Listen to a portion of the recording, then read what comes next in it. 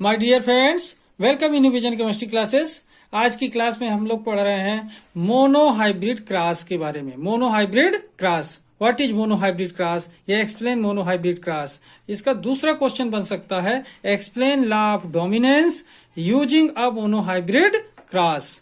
Explain law of dominance using a monohybrid cross. Okay, question किसी भी तरीके का हो, मोनोहाइब्रिड क्रॉस के बारे में जानकारी दी जाती है इसके माध्यम से, या लॉ ऑफ डोमिनेंस के बारे में बताया जाए मोनोहाइब्रिड क्रॉस के तो भी यही आंसर होगा, या केवल मोनोहाइब्रिड क्रॉस पूछा जाए तो केवल यही आंसर होगा। और इसके बारे में जीनोटाइपिक और फिनोटाइपिक रेशियो के बारे में भी जानकारी पूरी आपको दी जाएगी।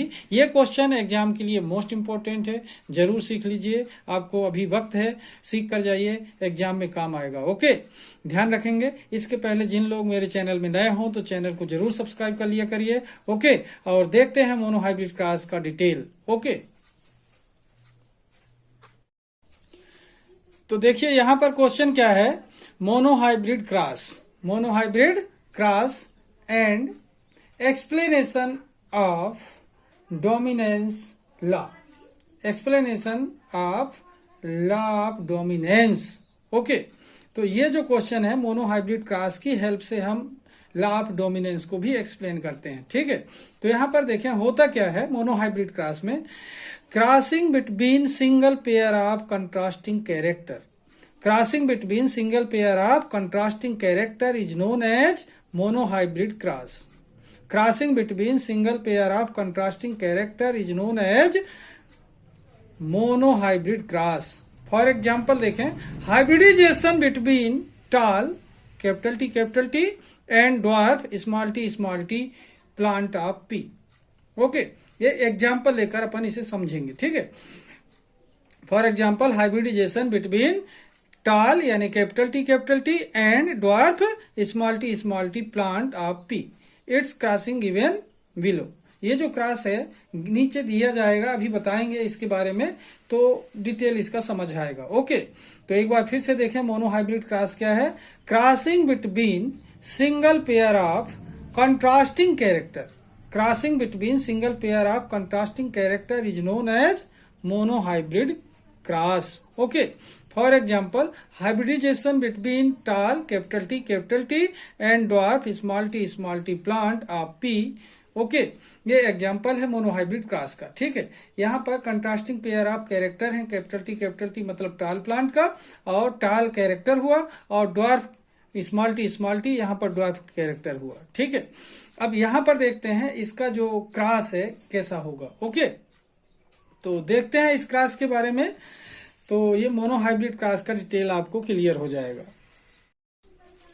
अब यहां पर देखें क्रॉस जो अपन देख रहे हैं कंट्रास्टिंग कैरेक्टर में, यहां पर देखें ये कैपिटल टी टाल पी प्लांट है और small T dwarf P plant है। ठीक है, ये दोनों पेरेंट हैं। ठीक है, क्या हुए ये पेरेंट्स। ओके, अब यहां पर देख रहे हैं ये दोनों पेरेंट्स हैं, तो अब पेरेंट्स में देख रहे हैं इनके बीच में क्रॉसिंग हो रही, पेरेंट्स। ओके, अब यहां पर इन दोनों के बीच में क्रॉसिंग हो रही है, तो सबसे पहले क्या होता है गैमेटोजेनेसिस, तो गैमेट बनते हैं। तो ये क्या बन गए गैमेट, गैमेटोजेनेसिस के due to gametogenesis gamete form हुए कैपिटल टी से। यहां पर कैपिटल टी टाल प्लांट का गैमेट क्या ऑब्टेन हुआ, यहां पर कैपिटल टी, और ड्वार्फ प्लांट का गैमेट प्राप्त होता है अपन को, ऑब्टेन होता है स्मॉल टी।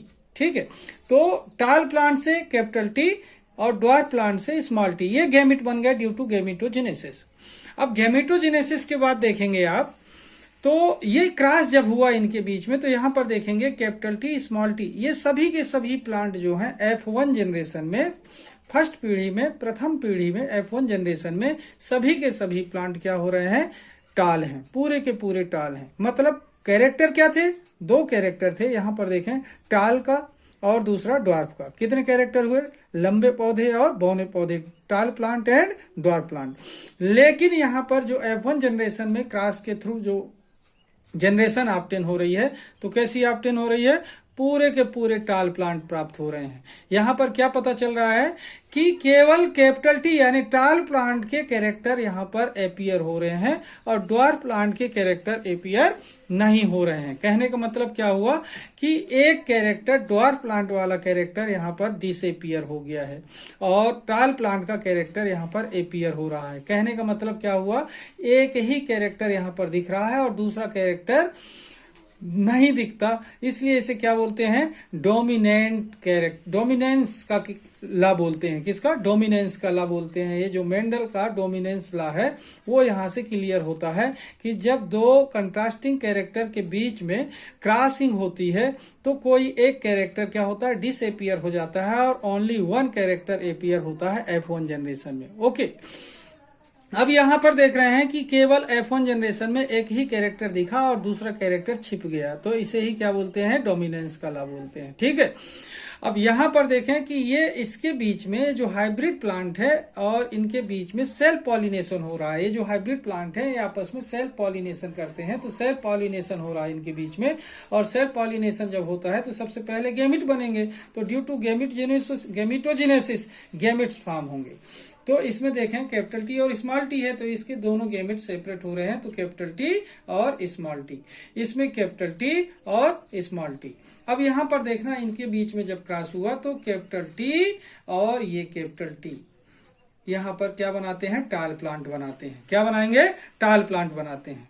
अब यहां पर देखना ये स्मॉल टी और ये कैपिटल टी, तो कैपिटल टी और स्मॉल टी ये भी क्या बन गया, टाल प्लांट बन गया।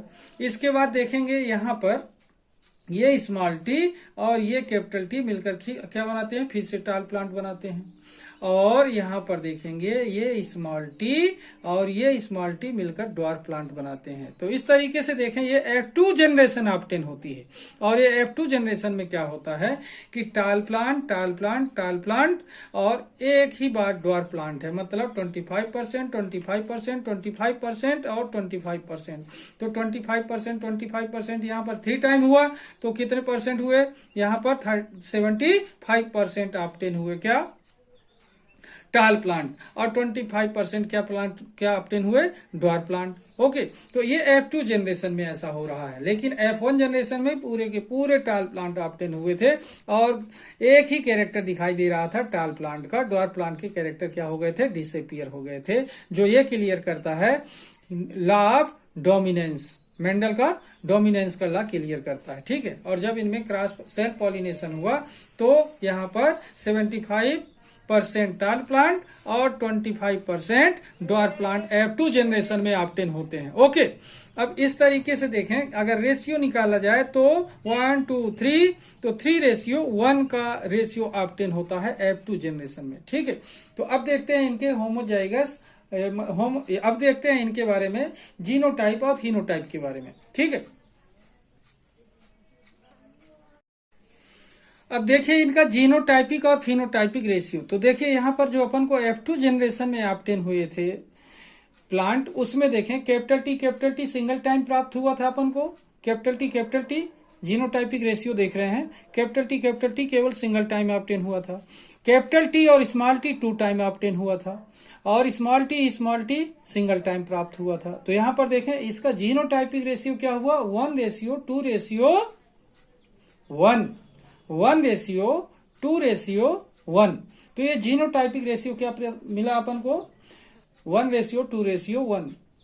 ये F2 जनरेशन में ऑब्टेन होता है। ठीक है, इसके बाद फिनोटाइपिक रेशियो देखें तो ये टाल प्लांट है और ये भी टाल प्लांट है, तो ये तीनों कैपिटल टी और स्मॉल टी, कैपिटल टी और स्मॉल टी के 2 टाइम ये जो ऑब्टेन हुए थे, तो टोटल मिलाकर कितने हुए, 3, 1 और 2, 3।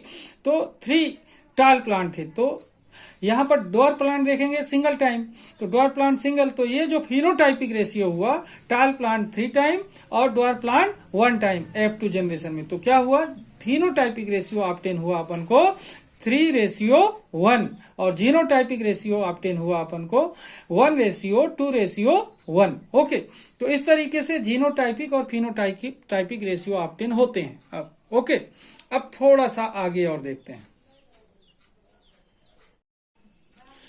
देखें तो क्या होता है, in this cross all offsprings of F1 generation, In this class, all offsprings of F1 generation will be tall.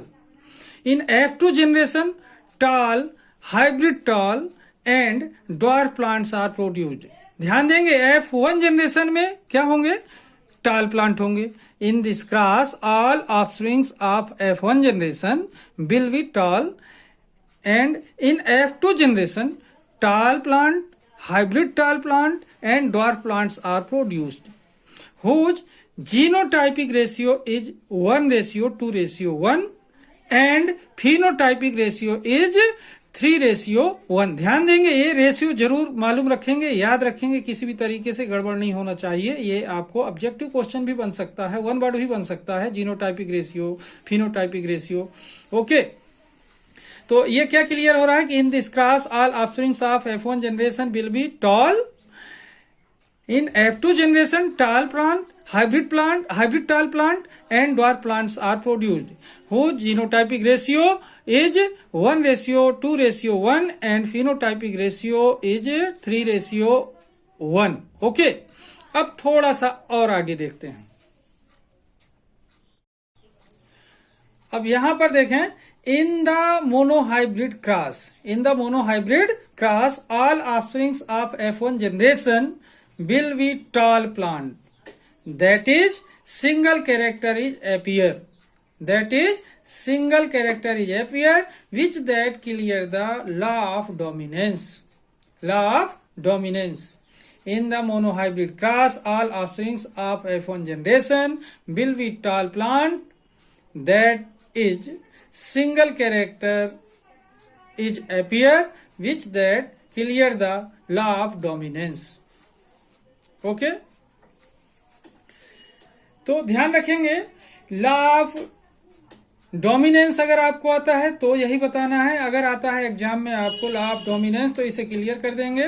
और यदि आपको एग्जाम में आता है कि एक्सप्लेन मोनोहाइब्रिड क्रॉस, तो भी यही आपको बताना है. ओके, और यदि क्वेश्चन आता है जीनोटाइपिक रेशियो, फिनोटाइपिक रेशियो के बारे में बताएं मोनोहाइब्रिड क्रॉस के, तो ये भी आप बता सकते हैं. ओके, तो इस तरीके से आप इसे सीख लेंगे. बहुत ही आसान है, क्रॉस को बड़े आसानी से समझिए, बहुत इजी है, समझ में आ जाता है. ओके, लेकिन ये ध्यान रखना एग्जाम के लिए मोस्ट इंपॉर्टेंट है. ओके.